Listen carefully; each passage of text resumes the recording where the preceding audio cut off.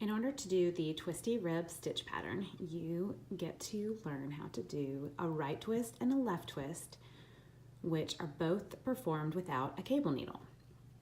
These are really handy dandy crossover twists to know. I'm definitely not the one that created them, and I've used them in patterns before, but I just thought I would make a quick little video to show you how to do them in case this happens to be the first time that you're coming across them. I'm going to show them first throwing English style knitting. I actually am a Continental knitter, so don't worry, I will show them that way after I show them this way. So the first one you'll come to is a right twist. They're worked back to back every time you have a twist row, which happens twice in the stitch pattern repeat. Every time you repeat the, every 12 rows or whatever it is in the stitch pattern. All right, so when you get to a right twist, you got 2 stitches in front of you that you're going to be working with. The instructions for the right twist are to knit into the front of the second stitch on your needle. So that's going to be referring to the second stitch on your left hand needle. You're going to ignore the first stitch and you're just going to knit into the second one, just like you would normally be knitting. So you knit into that second one, and I'm wrapping the yarn around my needle just like a regular knitting stitch. And then the difference is, instead of sliding that stitch off the needle, I'm just leaving it there. I'm leaving this new loop right there, and I'm not sliding this second stitch right here off the needle. I'm leaving it in place. And then before I do anything else, I'm going right back into the first stitch on my needle. And now I'm wrapping the yarn around that, creating the second loop. And now you can see that on my right hand needle, I've got both of my new loops. So I've just created these 2 new stitches, which will replace these 2 stitches on my left hand. So now that I've done that, I can slide those stitches off, and I have performed my right twist. So you can see the 2 stitches there, and you can see how I've crossed over the stitch from, it's gone right, from the right. So that's why it's called a right twist, because the stitches have been twisted towards the right. All right, so then the next instruction, part of the stitch pattern, is you're going to slip 1 stitch purlwise with the yarn in front. So you do need to make sure that you move your yarn to the front before you slip that stitch.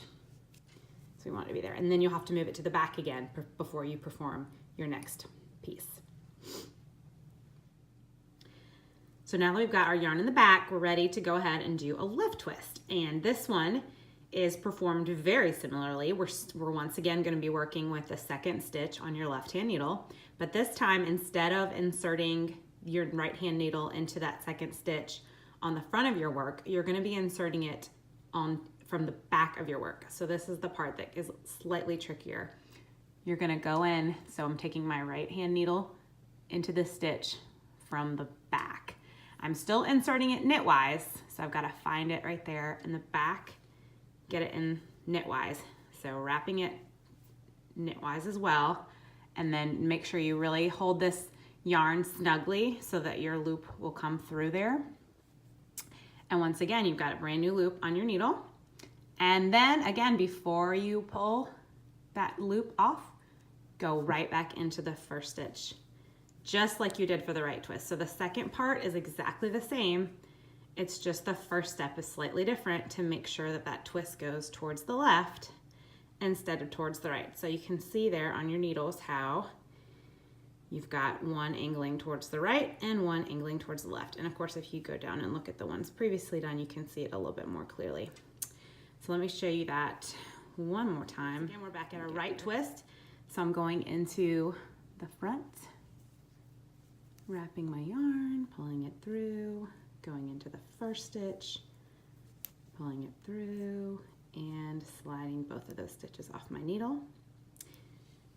Got to slip that stitch purlwise with the yarn in front,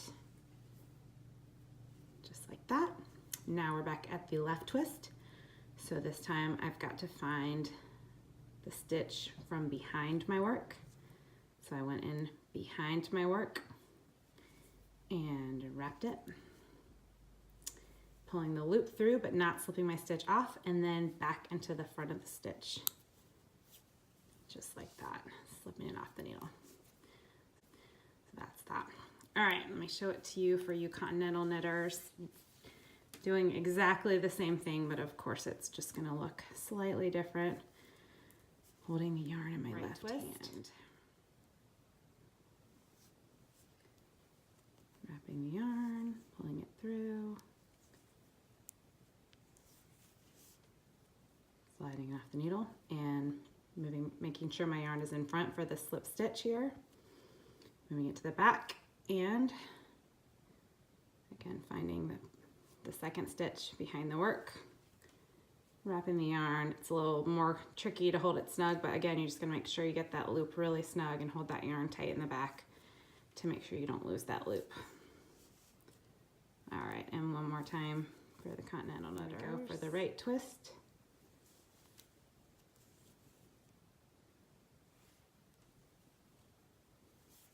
Okay, so make sure you're processing both stitches before you slide anything off the needle. Yarn is in front for slipping the stitch. Left twist, making sure I'm going in from behind the work. And then in the front of the work for that second stitch.